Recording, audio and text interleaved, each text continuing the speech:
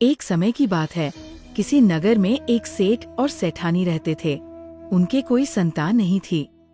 भगवान की कृपा से उनके घर में धन धान्य की कोई कमी नहीं थी। सेठानी भगवान विष्णु की अटूट भक्त थी। वे रोज उनकी पूजा सेवा करती, भोग लगाती और फिर स्वयं भोजन करती थी। लेकिन सेठ को सेठानी का दिन रात पूजा करना बिल्कुल पसंद नहीं था। संतान न होने के कारण वो बहुत दुखी रहता था। एक दिन गुस्से में आकर सेठ ने सेठानी को घर से निकाल दिया। सेठानी ने बहुत विनती की, पर सेठ नहीं माना। अब सेठानी सोचने लगी कि कहा जाए। अंततः वे जंगल की ओर चल दी। जंगल में उन्होंने देखा कि 4 आदमी मिट्टी खोद रहे थे। सेठानी ने उनसे कहा, मैं घर से भटक गई हूँ, मेरे पास रहने का कोई ठिकाना नहीं है, कृपया मुझे भी कुछ काम दे दीजिए। उन लोगों को सेठानी पर दया आ गई और उन्होंने उसे काम पर रख लिया। अब सेठानी दिन रात भगवान का नाम जपती और मिट्टी खोदने का काम करती। भगवान भी कभी कभी इंसान की परीक्षा लेते हैं। ये सेठानी की परीक्षा का समय था। मिट्टी खोदने से उनके हाथों में बड़े बड़े छाले पड़ गए। उनकी ऐसी हालत देखकर चारों आदमियों ने कहा, बहन, लगता है तुम किसी अच्छे घर की हो। तुम्हें यह मेहनत का काम करने की आदत नहीं है। यह काम छोड़ दो और हमारे घर का काम संभालो। फिर वे उसे अपने घर ले गए। वहाँ चारों आदमी अकेले रहते थे और उन्हें खाना बनाना नहीं आता था।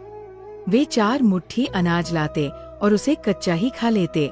सेठानी को ये देखकर बहुत अजीब लगा।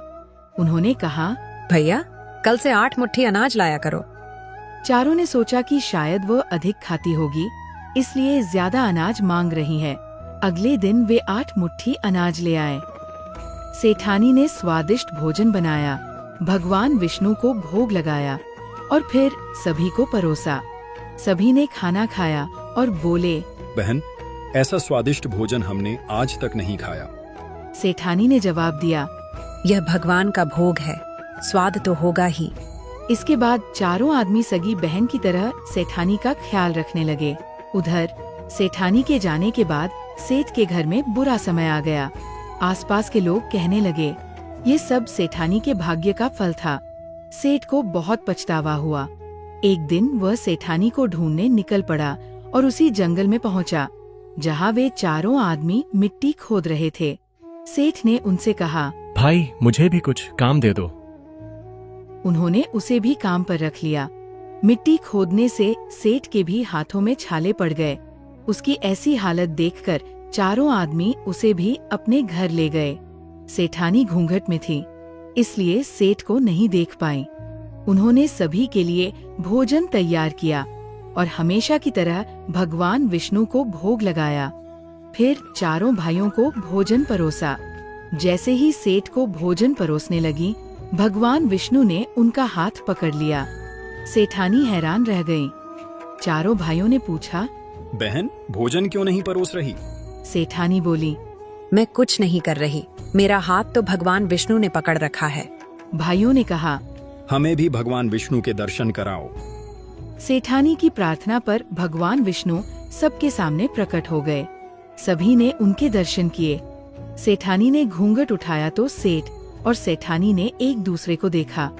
सेठ ने अपने किए के लिए भगवान विष्णु से क्षमा मांगी और सेठानी से अपने साथ चलने को कहा।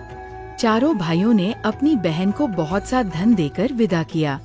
इसके बाद सेठ भी सेठानी के साथ भगवान विष्णु की पूजा करने लगा। भगवान की कृपा से उनका घर फिर से धन धान्य से भर गया और कुछ ही समय बाद उन्हें पुत्र रत्न की प्राप्ति हुई। हे भगवान विष्णु, जैसी कृपा आपने सेठ और सेठानी पर की, वैसी ही सब पर करें। जय श्री हरि विष्णु। दोस्तों, अगर ये विष्णु भगवान की कहानी आपको पसंद आई तो कृपया लाइक और सब्सक्राइब करें। आपका प्यार और आशीर्वाद के लिए धन्यवाद। जय श्री कृष्ण।